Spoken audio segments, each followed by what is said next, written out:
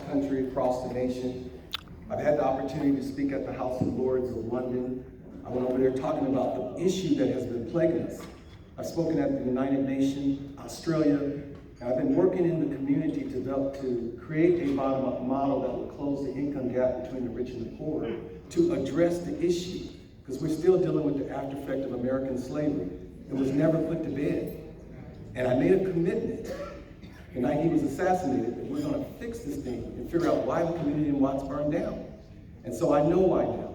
I know why our nation is in trouble. And we've now created the model to begin to bring about the change. I need all of you guys. We got to have a people movement to move people from poverty, ignorance, dependency, and complacency to knowledge, wealth, and power. And so we have the process now. We are all Americans. We are all Americans. We are responsible for each other. But you got to understand there's one thing that America did not do. It did not acknowledge the American slave culture. We didn't call slaves colored, Negro, Black, and African American. Which one is it and why so many name changes? That was my question. And see, America bred slaves in these 7 southern states, y'all. Slavery was a business. It wasn't America's first sin. It was a business, it was a currency. And so she created a culture, and we need to enjoy this culture and get to know it because it's part of American history. Not African American, those are immigrants, but there's a culture called American slave culture. America's firstborn. She's had another child with the slaves. And I tell people this, that America has been a deadbeat parent to her firstborn and to her descendants. But we can fix this thing now. We got the tools, we got the processes. All we have to do is be willing to learn, unlearn, and relearn, and appreciate each other. We can make this happen. And we have to do it now because we've been off course.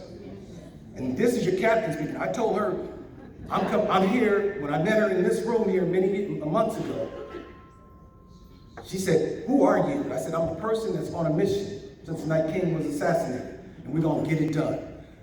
I want to just say thank you for all this here. I wasn't expecting this. I've been working, family. My wife will tell you, I wake up 80% of the time in the morning working on this movement, developing the process. And I want to acknowledge the team down here. Pastor Boo, thank you. I want to acknowledge you. Thank you for coming from Canada to be with us here. Let everybody know. You came from Canada. I want to acknowledge my son. Thank you, Caleb, for all that you do. Next generation is working. They're not doing all. There's some of them working, trying to fix this thing. Ralph, Ajeen, thank you, Los Angeles Chamber of Commerce, for coming out and being here. And listen, the Word of God says, a man who finds a wife. See, y'all know that. Not one who look for one, but a man who finds a wife finds a... I would like to acknowledge my good thing. Marcia, Gerald, I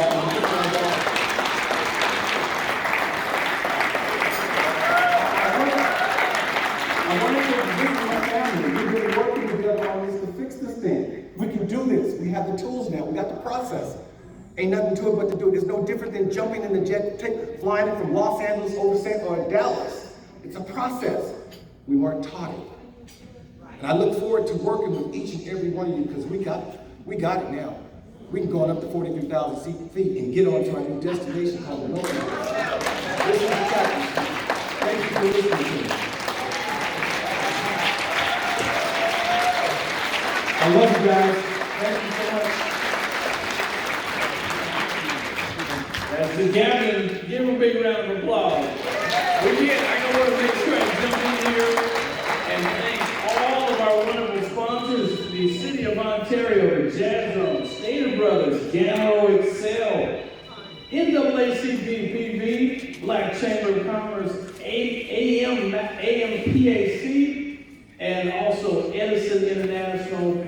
Thank you for the production crew and everyone. I know we got more wonderful awards. Continue on.